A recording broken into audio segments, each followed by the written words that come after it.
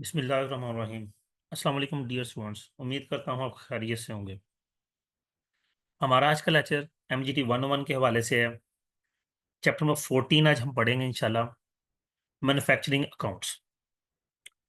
हमारे जो books of accounts होते हैं ये according to the business concern different होते हैं। अगर तो हमारा ट्रेडिंग बिजनेस है तो हम जो इनकम स्टेटमेंट बनाएंगे उसके दो पोर्शंस बनेंगे, एक ट्रेडिंग अकाउंट होगा और दूसरा प्रॉफिट एंड लॉस अकाउंट होगा। अगर हमारा मैन्युफैक्चरिंग कंसर्न है तो फिर हमारा मैन्युफैक्चरिंग अकाउंट बनेगा और साथ में प्रॉफिट एंड लॉस अकाउंट बनेगा। मींस ये कि अगर ट्रेडिंग बिजनेस है तो ट्रेडिंग अकाउंट, मैन्युफैक्चरिंग बिजनेस है तो मैन्युफैक्चरिंग अकाउंट।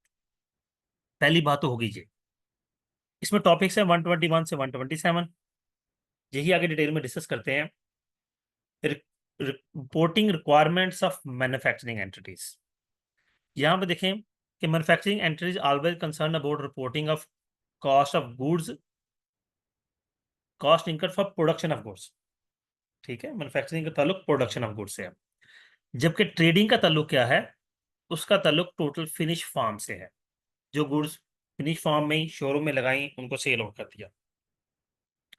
इसमें इंपोर्टर्स, एक्सपोर्टर्स, होलसेलर्स, रिटेलर्स, ये सारे इसमें आते हैं ट्रेडिंग अकाउंट में। अब manufacturing entities enter into the process through raw materials into the workshop where certain other are incurred to convert the raw material into the finished goods। ये manufacturing entities का काम है कि इन्होंने रॉ मटेरियल्स लेकर finish goods products बनानी होती हैं। अब हमारे जो अकाउंट्स होते हैं, trading entities split into income statement, trading account and profit and loss account, whereas manufacturing entities prepare profit manufacturing account in addition to trading account। Trading को साथ साथ वो मैन्युफैक्चरिंग अकाउंट भी बनाते हैं। इन क्या मतलब इस बात का कि हमने भी बात की कि जो ट्रेडिंग अकाउंट है उसका ताल्लुक फिनिश गुड से है। तो मैन्युफैक्चरिंग अकाउंट क्या है कि ये कॉस्ट ऑफ गुड मैन्युफैक्चर तक अकाउंट प्रिपेयर करता है। हम इंशाल्लाह इसको आगे देखते हैं। Then transfer the to the trading account. उसके बाद गुड्स जो हम ट्रेडिंग अकाउंट में ट्रांसफर हो जाती हैं और वहां पे हम कॉस्ट ऑफ गुड सोल्ड की तरफ आ जाते हैं। अब हमारे पास जो मैन्युफैक्चरिंग एंटिटीज है उनमें इन्वेंट्रीज जो हमारी तीन टाइप्स की होती हैं, ये आगे देखते हैं।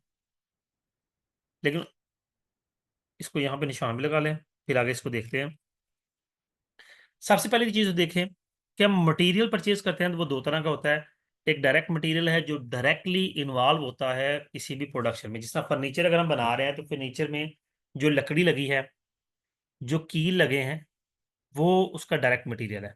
लेकिन लकड़ी के साथ बहुत सा हिडन मटेरियल भी इस्तेमाल होता है। अक्सर औक़ात हम लकड़ी को बचाने के लिए कुछ उस पर केमिकल लगाते हैं, या फिर जो ग्लू वगैरह जोड़ने के लिए यूज हो रहा है, यानी कि जो ज़ाहरी तौर पर मटेरियल शो नहीं हो रहा उसे इनडायरेक्ट मटेरियल कहेंगे। फिर इसी तरह डायरेक्ट लेबर है जो मैन्युफैक्चरिंग के साथ इन्वॉल्व है, और जो लोडिंग अनलोडिंग वगैरह की लेबर इस्तेमाल हो रही है वो इनडायरेक्ट लेबर है। ठीक है, इसी तरह कुछ और एक्सपेंसेस भी होते हैं।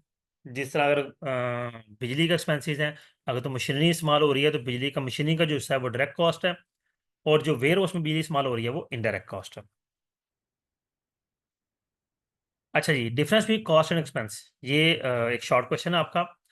Cost that expire is called expense, यानी कि in short expire portion of cost is called expense. यानी कि जो कॉस्ट आप रॉ मटेरियल खरीदते हैं या कोई फर्नीचर खरीदा है, कोई भी चीज आपने खरीदी है किसी कॉस्ट पे खरीदी है, वो उसकी कॉस्ट है। जैसे जैसे वो यूज होगी उसकी जो वैल्यू डिक्रीज होती जाएगी, एक्सपेंस में कन्वर्ट होती जाएगी, सॉरी एक्सपायर होती जाएगी, वो एक्सपेंस बनती जाएगी। नेक्स्ट चलेंगे।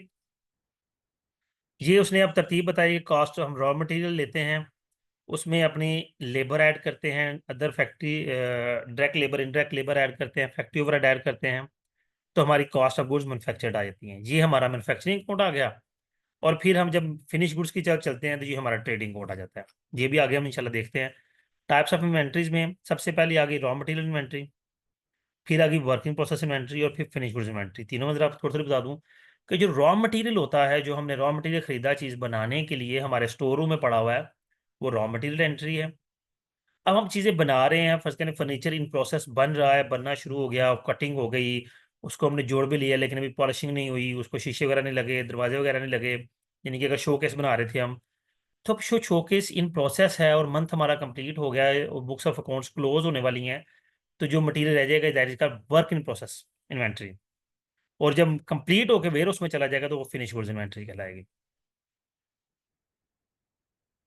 अब ये हमारा आ गया मैन्युफैक्चरिंग अकाउंट का फॉर्मेट कि हम material direct material consume calculate करते हैं कैसे।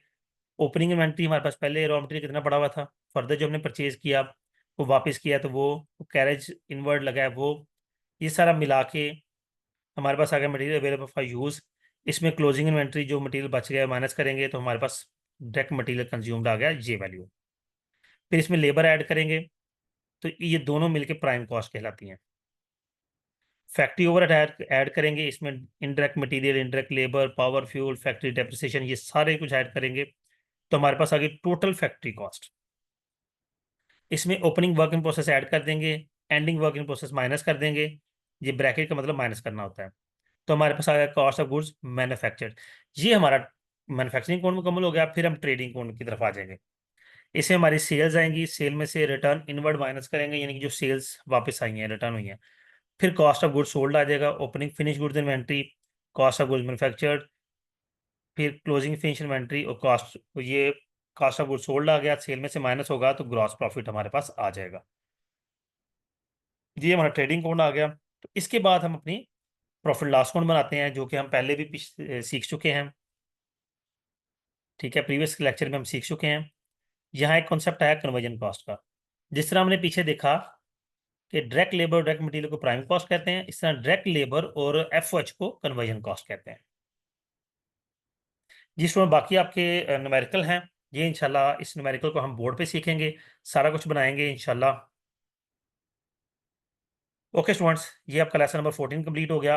उम्मीद करता हूँ आपके लिए अंडरस्टैंडिंग होगा। कोई प्रॉब्लम कोई इशू हो मेरे कॉन्टैक्ट नंबर पर आपका कर सकते हैं। अगर आपने इसको लेक्चर को पढ़ना हो तब भी आप कॉन्टैक्ट कर सकते हैं। अपना ख्याल रखिएगा। अल्लाह हाफिज़।